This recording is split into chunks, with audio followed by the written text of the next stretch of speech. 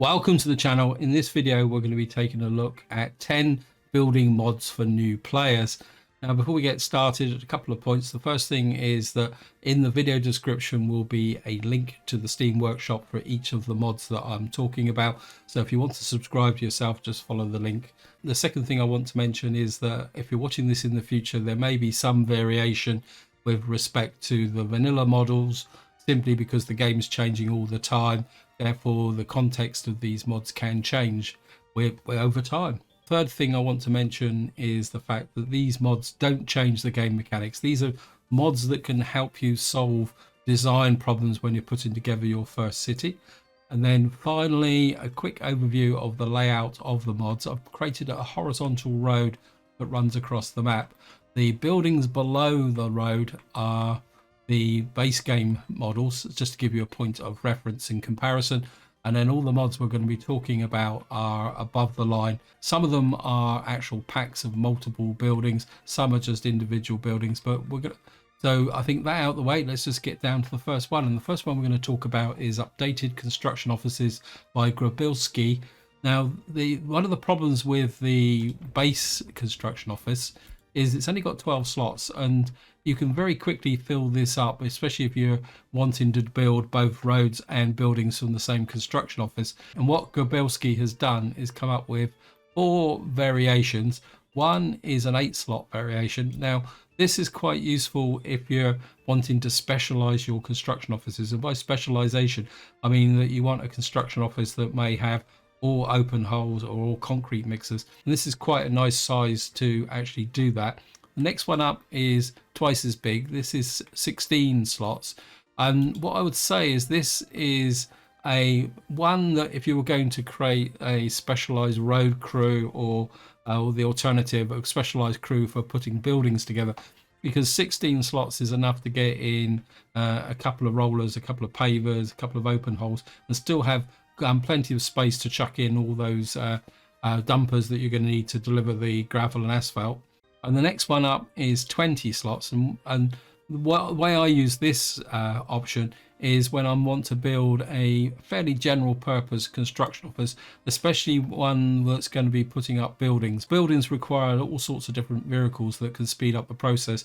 For example, you're going to need a couple of excavators to do the groundworks, some road cranes for constructing conveyors and overhead cabling, a couple of tower cranes, some open holes to deliver the various goods and pieces, and then of course if you want to go the whole hog is a couple of asphalt ones. So 20 slots is about right for a general purpose construction office to put buildings together, and the top one up here is 32 slots.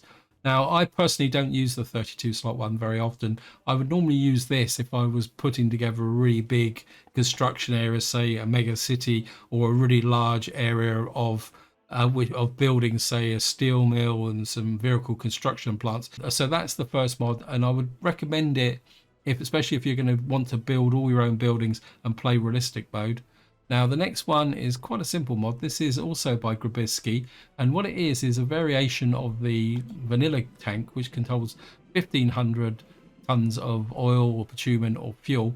And what this one is, it just holds 300 tons. And then the reason I like this mod is that 300 tons is just about right to set up a local distribution center. And by a local distribution center, I mean that say you've built a major fuel production area and then you want to send that fuel across the map using railways. And the problem with the 1500 tank is that that's too much for just say distributing fuel, where 300 tons is just about right. I'll also say there's loads of different storage versions in the workshop, but I prefer this one simply because it just fulfills that role. And if I show you the liquid pipe works, what effectively all you get is one in, one out. So what you do is you connect this to the rail drop-off terminal, and then what you do is put this in, and then you'd put a pickup point for your trucks to distribute the fuel around the local area. So it just works. So we're now going to move on to a shopping mall here. Now this is a shopping mall by Benser, and this is a bit of a personal choice for me as a substitute for the large mall that's available in the base game, because Personally, I think this is a very ugly building, and it's not particularly that efficient, because if I click on here, what you see is it's just got the single factory connection, where even the small mole's got 2 factory connections. And this is why I like this mole here, because it's got the same storage as the large mole. And if I show you that, now if we come into here, see the large shopping centre can hold 35 tons of fuel, food, 35 tons of clothes, 24 tons of electronics, 3 tons of meat, which is exactly the same as that. Although be aware that that 35 tons is distributed between all the different components. So if I go back down here and come in here, and when we go to the large shopping mall, where is it? You can see it's there. It says 35 tons of food, 35 tons of clothes, 24 tons of electronics. But that 35 tons is distributed between all 3 of them, which is what you can see here. So you can see when you split it 3 ways, it goes down to 11 tons. This one's got exactly the same setup. It duplicates the same level of storage. But what I do like is I've set up here is you've got 3 factory connections. So if this was sat in the center of a major city, what you could put in is a cold store, which solves the problem of the fact that it only stores 3 tons of meat. So you can deliver, you can use a distribution office to deliver to the cold store.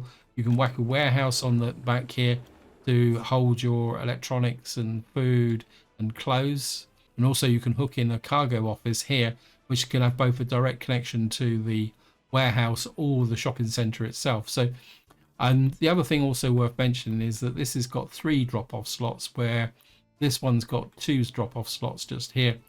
And another thing I don't like about this one is the virtual road connections. I feel it's a bit messy.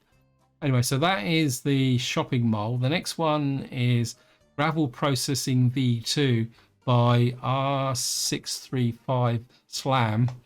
And again, this is a very simple mod. And if you see here, there's no kind of major distinction visually between the two, both the vanilla building and the modded building. The difference is that this one's got 2 roads. Now, 2 roads was quite important before the devs implemented the option to mirror, so you could rotate the road each side, because otherwise you ended up having to put complex roads around, which gave problems. But the real benefit to this mod is at the back here, where I've put in the conveyor connection. If I click on conveyor here, you see that there is no conveyor connection to the base game mod. But I'll give you the disadvantage of the base game building first, because this has only got 2 slots. If you imagine you've got a whole series of quarries trying to deliver the ore into here, that means that they're all going to be queuing up here. And of course, the other disadvantage of this is, because it doesn't have a conveyor connection, is you can't put an advanced store in, so that you can get a very intense delivery of quarried stone, which will then feed into this. So it's this conveyor connection that makes all the difference. And I would strongly recommend actually subscribing to this mod if you are serious about doing your own construction, because working with this is just well, tricky is probably the polite way of saying it. So that is the gravel processing. The next one is called Conveyor Towers. Now, this mod isn't as useful as it used to be since the devs introduced the variable tower options. So if we come into here, just in case any of you are not aware what that is, now you can actually adjust these using the key, because one of the problems with the original version was that it was very difficult to get the height to get roads under. And this is what made this mod very useful, because you can see it's got a uniform height. And this mod is very good for, just to throw in a quick example, if you put in, no, just put you, where is it? No, put in the, it'd be easier if you actually see the, say this one. Say for example, if you want to put a conveyor over a very long area, this is not only cheaper to build, it actually uses less steel and all that. You can get a very neat long distance conveyor run on here. Now, another advantage of this mod over the base game conveyors is the fact that if you see in here, each option comes with a footpath connection, which is, again, is very useful if you are going up the side of a hill or something like that, where it may be difficult to get a road in, but you can normally get a footpath in. So despite the fact that variable height conveyors have been added to the game, this is still a very useful mod to have. It can get you out some very tight corners, especially like if you've got a very narrow gap and you can't get the road in, but you can quite often get the footpath in. I mean, just to show you, I mean, you've got the different variations as well for coming in and going out as well. So each option comes with a road and a footpath condition. So this is a very useful mod to actually have. Now the next mod is called Conveyor, Road and Rail. This is by OffTheRailsGaming, and it's a whole collection of mods. It's these two columns here completely. And what it does is it gives you an option to get across that awkward road connection or rail connection, because sometimes trying to get conveyors over two double line tracks can be a bit tricky. You can also see here that they come default with overhead electrified rails, so you don't have to worry about the track type or anything like that. This is probably quite a good fun one to do. I've only ever used it once, where you've got a road connection. Just to show you there, you can get the road connection in like that. Most of them have got a two-way approach, and then you've got a rail connection through. But to be honest, the one I use most of all is this one down here, which is the normal just across the single road. And if I click the conveyors again, one advantage with this is you can see you get 2 in on this side and 3 out the other side. So what you can do is have multiple conveyors coming in and then shoot them off again. And another nice way that you can actually do it, if I can just put it together very quickly, if we come here, and this is where you can get quite a nice aesthetic, is if you turn this one round, and what you can get is this effect, and then you can get a road in between like that, so you can get the conveyor running alongside the road, which is probably a good segue into this option. What this is a individual towers. If I click on the conveyors, what you'll find, and this is very useful in situations where you've got not enough room to put a road connection, and because what you can do is you can actually put the towers alongside a road and run it alongside. Again, you can do a variation of this with the actual conveyor running in one direction alongside the road with branches going off it. Say like for example, you're coming along here and you want to have multiple offshoots, you can run it alongside the road, and it just makes it a little bit tidier. So that is Conveyors, Road and Rail by OffTheRailsGaming. The next one is a nice little university. It's called the Lenin Technical University. Again, this is by OffTheRailsGaming. And when you started your first town, irrespective of what game, this is an ideal little university to get into, because as you can see below here, this building is massive. It's way too big for a starter town.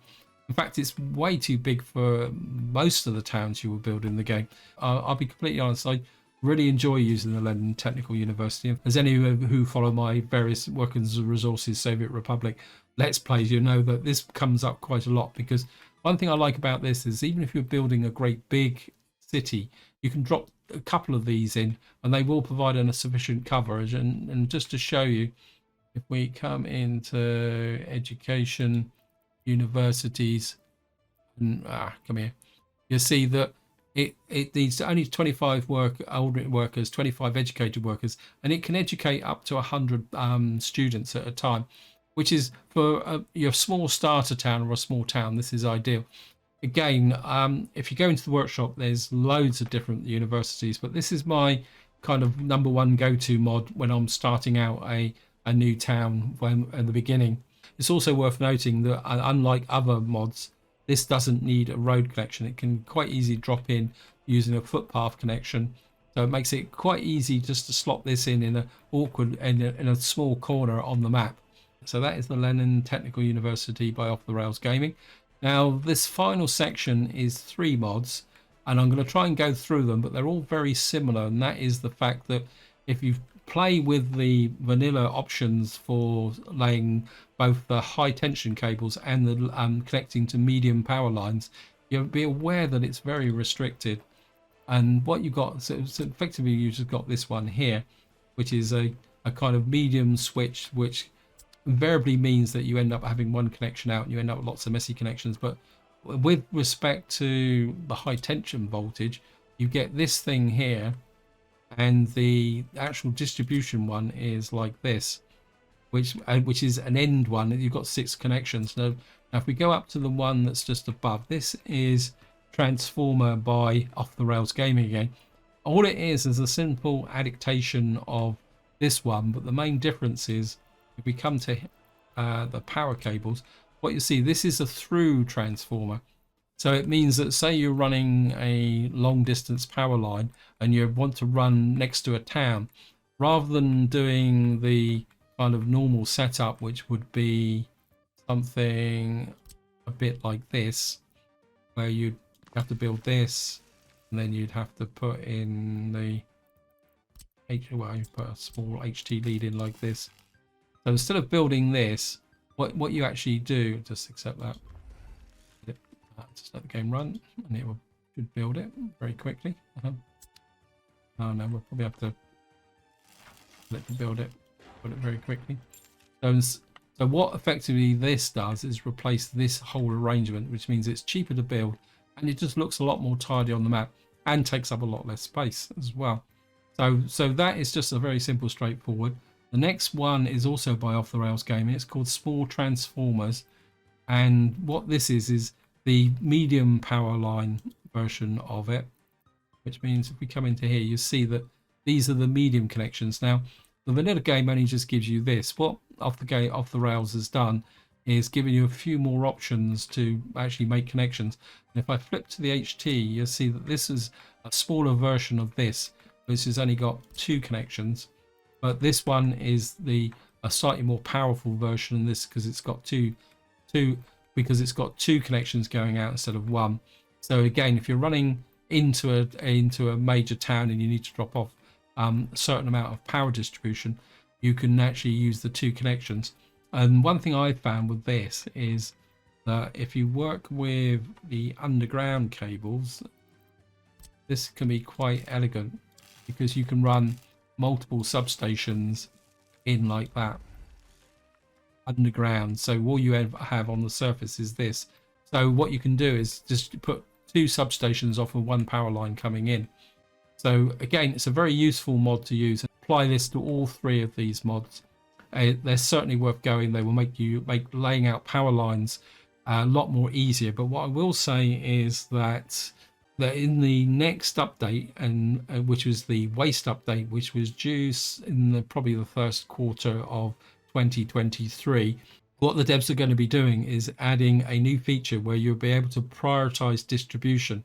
And although we don't have the definitive details, I'm assuming that there will be a prioritized version of these vanilla games. And what I would probably guess is it won't be long before these mods are updated or new ones will appear, which will implement that prioritization as well. But I can't give you much details in this video simply because all I've seen so far is pictures of what they may look or what they will look like, but I haven't been able to use them.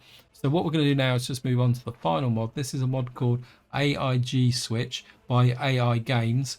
Now this is more orientated towards the high tension cables, and as you can see, another problem you get with the base game is you just get this 3-way connector, which means that trying to put a junction in which gives you a reasonable distribution means that you often end up having to chain the connections like this. If I can just do it as a quick demo, you often end up with situations like this where you've got a double chain like this, especially around the actual entry connection to the map.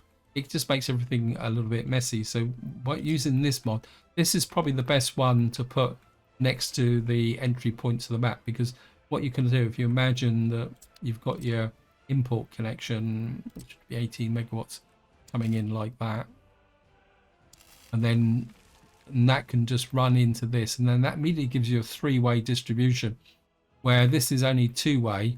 And you can also, if you get it right, it means you can go up the map left and right. So this option makes the whole mod worthwhile. The other 3 are bonuses on top. And then the next one, you can see these are similar to what OffTheRails did over here. And if I put, and you can see what they've got is a through connection. If I put this in here, this is a 4-way one, so it's a small kind of halfway between this one and that one. And then what you've got here is an 8-way one. So this is something that you can put in if you're really serious. And of course, you've got the through connector through as well, so you can get 8 separate connections off the main power line to distribute around your city. And you've also got a through power line similar to this one over here.